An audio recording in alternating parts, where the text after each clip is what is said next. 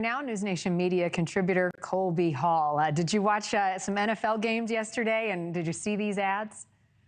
I did not watch Tim Waltz and AOC's Twitch stream because I love football, and I have to say that was such a dumb move because they did that on Sunday when real NFL games are going, and not only just while NFL games are going, but during the witching hour, which if you watch the Red Zone, you know is like the last hour of the 1 p.m. kickoff games. And so if you were prone to be interested in Madden gaming, you're not going to be watching that. It was a cute idea, but do it on a Tuesday night when there is no football. So yeah, and as for the Trump campaign ad, I gotta say that the line when he says the country is going to hell, the footage they used was from when he was serving as president in 2020. So there's lots of big mistakes going around from both campaigns, I think. Yeah, the Twitch thing was kind of tone deaf. You're right. I mean, nobody's going to watch that when the game is on. So live in that moment. But the commercials, I mean, it's a time to go to the restroom, grab a snack. How much, they're spending a lot of money on these big ads, especially in the primetime games. I mean, does it get any traction, or does it just annoy the football audience?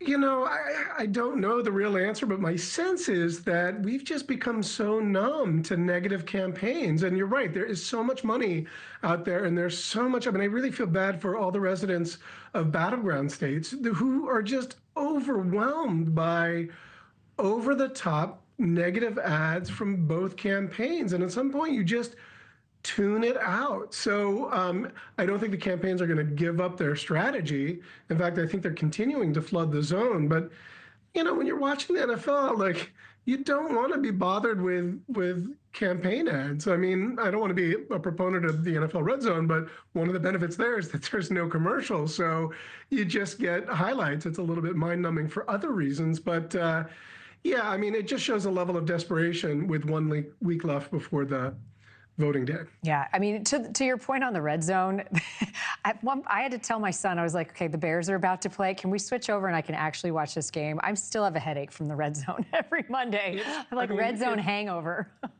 You know what it is? It's those of us who are on our phones tracking our fantasy football teams and are getting mad that the quarterbacks aren't throwing to the wide receivers. So it's really, it's geared for those of us who are afflicted by fantasy football. But I will say it's way more enjoyable to tune into. Like, I'm a Chiefs fan, so like Chiefs Raiders, I kind of went and just watched that because I love watching my Chiefs. And you know, I also have Josh Allen on my fantasy team, so I was tracking the Bills also.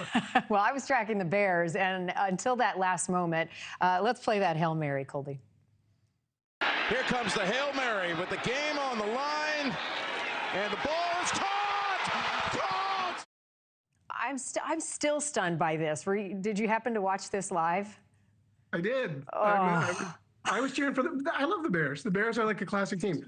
Of all of my accomplishments in life, I'm none prouder than being a championship level flag football coach for a 9 and 10-year-old.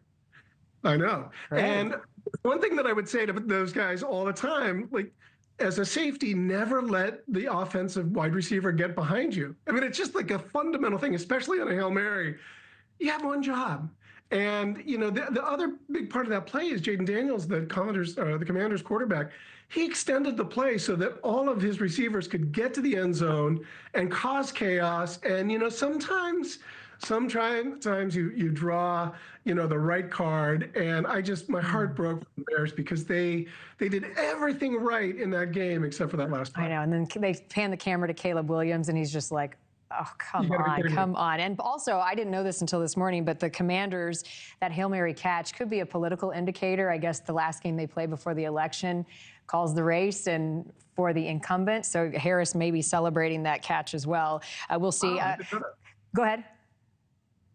I'm sorry? What'd you say? Are you chiming in on that? Oh, I wasn't aware of that. By the way, I have to give you a shout out to your Hoosiers. Oh, I have my tailgate pictures. Yep, we were there. Big win, 8-0. Go Indiana. Sorry about your Jayhawks, though. That was a tough loss for you guys this week, and there we are at the tailgate.